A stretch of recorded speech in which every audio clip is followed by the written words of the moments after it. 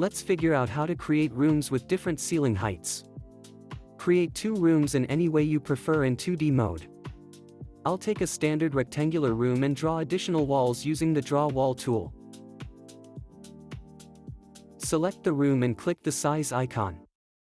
In the ceiling height field, set the desired value. It's best to start with the room where you want the maximum height.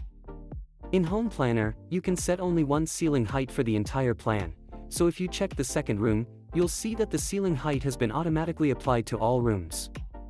Now switch to 3D mode. To change the ceiling height in the second room, we'll add a construction element that will lower the ceiling.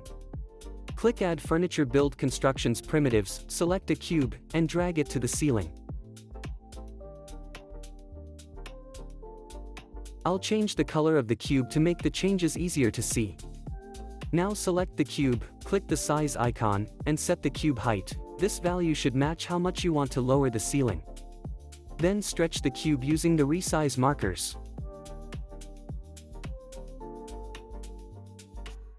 Switch to a more convenient view. Click on an empty spot on the ceiling, then choose Go to 2D Plan. Here we see the ceiling layout. Click the size icon again and stretch the construction to cover the entire ceiling area.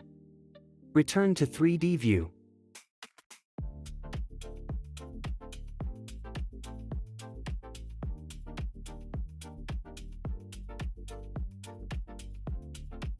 Repaint the construction back to white.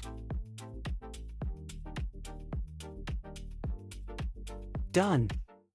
Now we have 2 rooms with different ceiling heights.